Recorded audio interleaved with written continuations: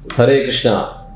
तो बहुत लोगों का प्रश्न होता है कि मानसिक तनाव से कैसे बचें। अगर आपका माइंड कंट्रोल से बाहर हो गया तो वो कुछ भी सोचता है, जैसे कि वो आपको फ्यूचर के बारे में सोचने पे मजबूर करेगा, या अगर पास्ट में कोई घटना हुई हो उसके बारे में सोचने पे मजबूर करेगा।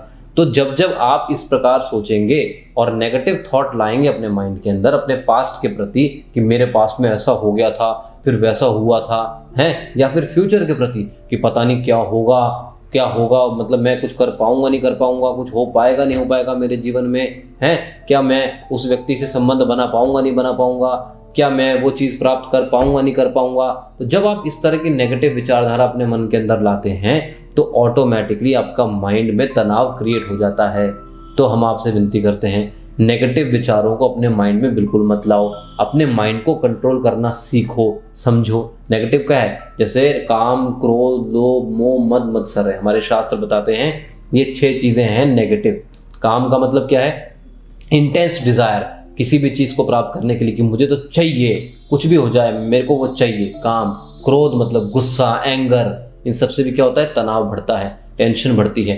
काम, क्रोध। लोभ मतलब लालच करना छोड़ दो। लालच करोगे उससे भी तनाव बढ़ेगा, क्योंकि आप लालच करते रहते हो, ये चाहिए, अब ये चाहिए, नहीं मिलेगा तो क्या होगा?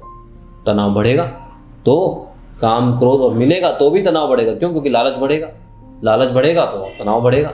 तो इसलिए काम, क्रोध, लोभ, मोह का मतलब ही भ्रम में रहना होता है। तो आप भ्रम में रहोगे तो आप, सिंपल सी बात है, अगर आप किसी चीज को लेके भ्रम में रहो, आपके पास वो सोचो कि आप, मेरे पास वो वस्तु है, परंतु वो आपके पास है ही, बाद में मालूम पड़ेगा तो तनाव बढ़ेगा।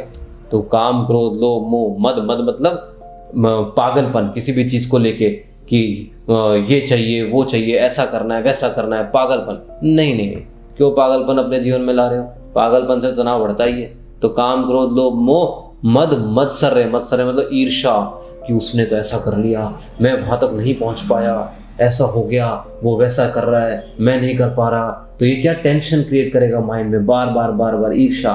तो ये काम, क्रोध, लोभ, मोह, मत्सर है, ये करना छोड़ दो।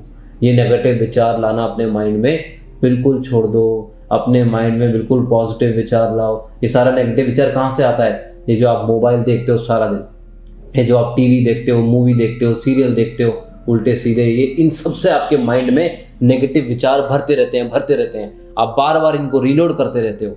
क्यों रीलोड करते हो? इनको निकाल के बाहर फेंको और इनको दोबारा देखना बंद करो, जिससे कि आपके माइंड में नेगेटिव विचार नहीं आए। फ्लश आउट कर दो इनको, सारे नेगेटिविटी को फ्लश आउट कर दो और दोबारा मत भरना इसको।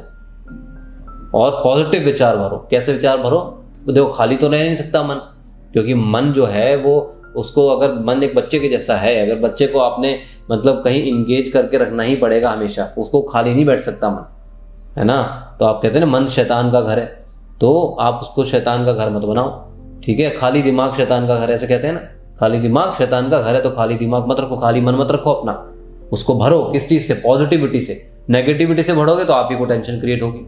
तो पॉजिटिविटी से बढ़ो। पॉजिटिविटी क्या है? सबसे ज्यादा पॉजिटिव क्या है? हमारे शास्त्र की जो मंत्र हैं उनको बताया जाता है मोस्ट पॉजिटिव। तो आप उन मंत्र का मतलब क्या है? मंत्र का मतलब नहीं केवल आप मंत्र जपो, उससे तो फर्क मिलेगा ही आपको, उससे तो आपको फायदा होगा ही। जैसे हरे कृष्ण कृष्ण कृष्ण हरे हरे, हरे राम राम राम हरे हरे, ये मंत्र है। ये मन को तारते हैं, मन को तारने में आपकी हेल्प करते हैं, जिससे कि आप माइंड कंट्रोल कर सको।